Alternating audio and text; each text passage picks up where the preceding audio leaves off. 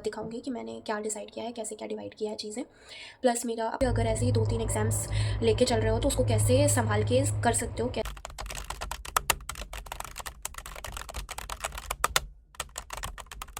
काकचेष्टा बको ध्यानम स्वान्निद्रा तथैव च अल्पाहारी गृहत्यागी विद्यार्थी पंचलक्षणम। इसका अर्थ है एक आदर्श विद्यार्थी में 5 लक्षण होने चाहिए: बगलों जैसा ध्यान, कुत्ते जैसी हल्की नींद, कम भोजन करना और अपना कंफर्ट जोन छोड़ना। ऐसी चीज़ें उनसे आलस से दूर रखती हैं। तो hello everyone, my name is Shivangi and welcome to my channel. तो हमने सुबह उठ के अपना बिस्तर जमाया और आलस भगाया थोड़ा रनिंग करके, एंड उसके बाद नाश्ता करके सुबह सुबह की हल्की धूप ली और उसमें ही अपनी स्टडीज़ कंटिन्यू की। Hello everyone. तो अभी मैं क्या डिसाइड कर रही हूँ कि मुझे मेरे कुछ एग्ज़ाम्स क्योंकि आगे कुछ मंथ्स में हैं, एंड यूपीएससी से पहले मेरा अभी फर्स्ट प्रायोरिटी है कि मुझे कोई एक जॉब चाहिए है। इसलिए आई वाज थिंकिंग कि मैं अपने उन कुछ एग्ज़ाम्स के लिए बैलेंस बनाने के लिए एक प्लान बनाऊं, जिसके अकॉर्डिंग मैं आगे के कुछ 4-5 महीने चलूँगी, क्योंकि मेरे एग्ज़ाम्स उन्हीं बीच में हैं। तो मैं आज उसका एक प्लानिंग करने वाली हूँ, एंड मैं जो भी प्लानिंग करूँगी मैं उसमें आपको दिखाऊँगी कि मैंने क्या डिसाइड किया है, कैसे क्या डिवाइड किया है चीज़ें। प्लस मेरा अप्रैल में मेरे घर पे मतलब मेरे भाई की शादी भी है, तो मुझे उसके पहले सब कुछ कंप्लीट करना है। और उसमें भी क्योंकि कुछ कुछ टाइम मैं बिज़ी रहूँगी तो पढ़ाई थोड़ा सा हैम्पर होगी, बट कुछ नहीं कर सकते बिकॉज़ मेरे बड़े भाई, सगे बड़े भाई की शादी है, तो I can't do anything about it. वो तो मतलब करना ही पड़ेगा।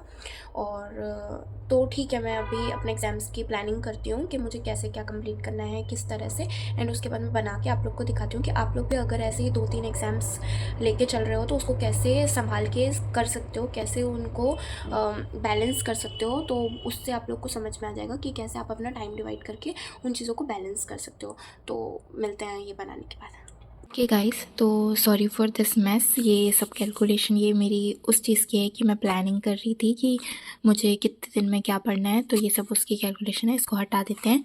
सो अभी फ़िलहाल मेरे पास ये 3 ऐसे एग्ज़ाम हैं जिन पे मुझे प्रेफरेंस देनी है, बिकॉज मुझे अभी पहले एक सिक्योर जॉब चाहिए, जैसा कि मैंने आप लोग को बताया था पिछले भी व्लॉग पे।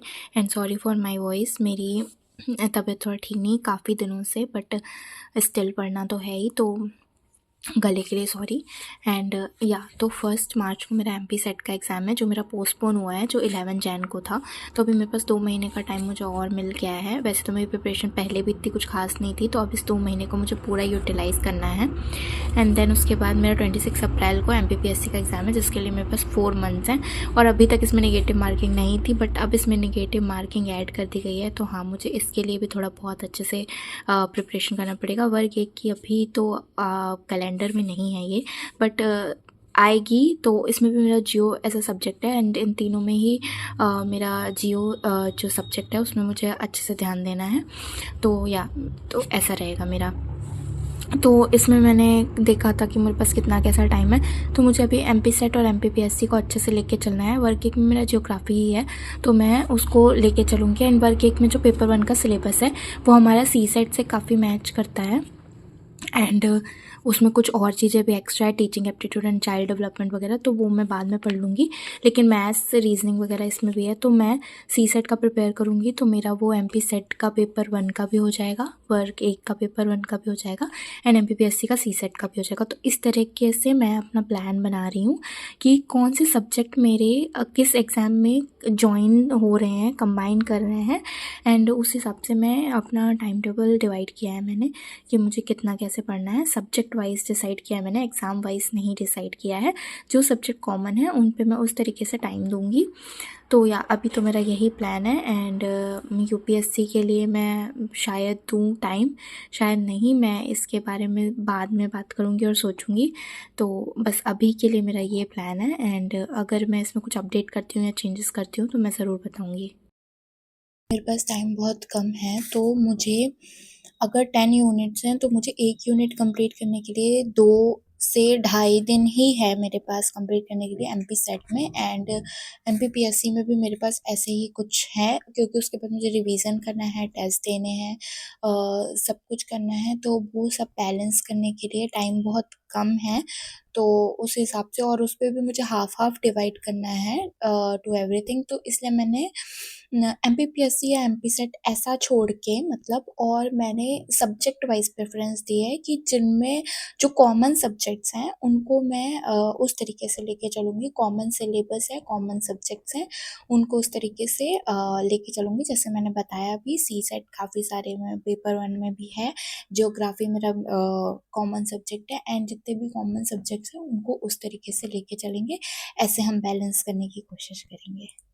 तो आई होप आप लोगों में से जो भी थोड़ा स्ट्रगल कर रहे हैं इन बिटवीन 2 एग्ज़ाम्स और something, may be college exam and UPSC या फिर कोई और एग्ज़ाम्स, तो आप इस तरीके से अपना टाइम डिवाइड करके मैनेज कर सकते हैं, क्योंकि मैनेज तो हमें ही करना पड़ेगा। ऑब्वियसली जो कॉलेज गोइंग स्टूडेंट्स होते हैं वो भी करते ही हैं ना अपनी प्रिपरेशन एंड कॉलेज एग्ज़ाम्स को बैलेंस, तो बस वैसे ही हमें भी करना ही पड़ेगा। तो फिर मैंने अपने सारे स्लॉट्स स्टडी सेशंस कंप्लीट किए।